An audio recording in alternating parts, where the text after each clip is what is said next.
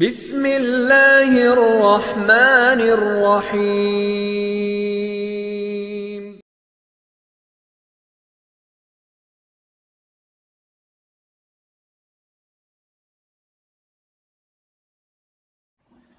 بسم اللہ الرحمن الرحیم۔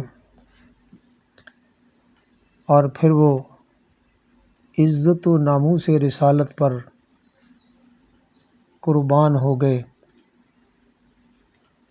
ہجرت نبوی صلی اللہ تعالیٰ علیہ وسلم کے تیسرے سال احد کے میدان میں معرکہ حق و باطل جب برپا ہوا تو چشم فلک نے ایک عجیب منظر دیکھا کہ ایک بلند و بالا قد والا اور گندم گوں رنگ کے ایک نورانی صورت والے مجاہد قمیص اور زرہ سے بے نیاز ننگے جسم ننگے بدن مشرکین مکہ کی صفوں کی طرف بڑھ رہے تھے۔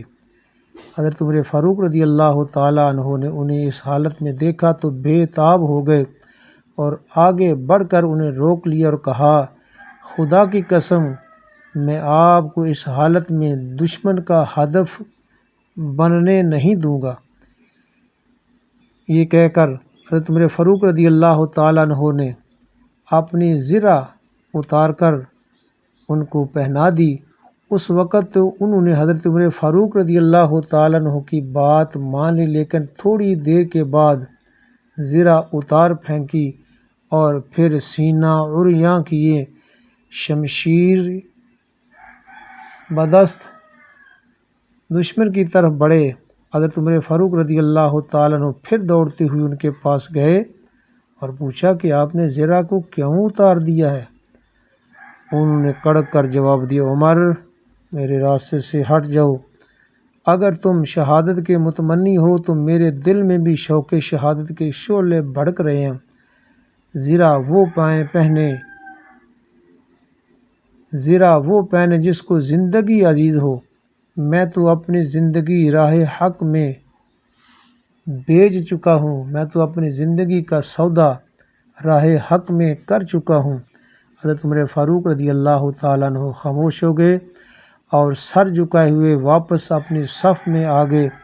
ادھر وہ صاحب ننگے بدن ہی دشمنوں کی صفوں میں گھس گئے اور اس جوش اور وارفتگی سے لڑنے لگے کہ شجاعت بھی آفرین آفرین پکار اٹھی۔ یہ مرد جری جن کو شوق شہادت نے قمیص اور زرہ سے بھی بے نیاز کر رکھا تھا، حضرت زید بن حطاب عدوی رضی اللہ تعالیٰ عنہ تھے۔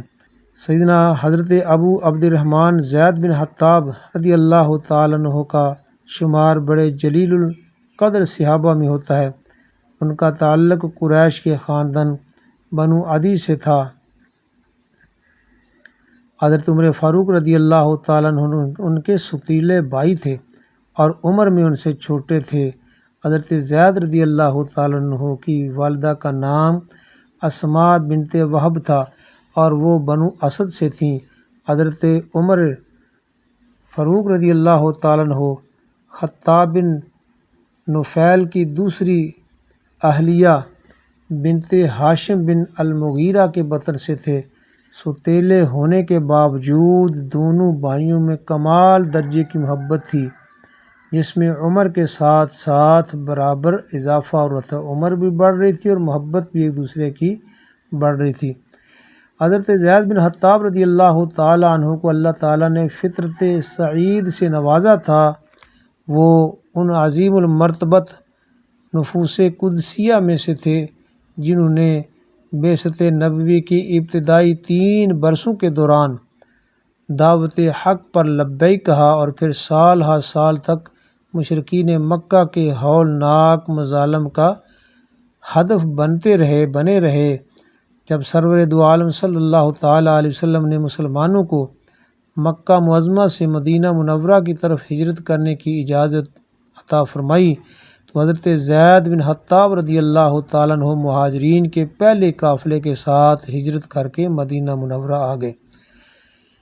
ایک دوسری روایت کے مطابق انہوں نے مہاجرین کے تیسرے قافلے کے ساتھ ہجرت کی اور قباء میں حضرت رفاع بن عبد المنذر کے ہاں قیام کیا۔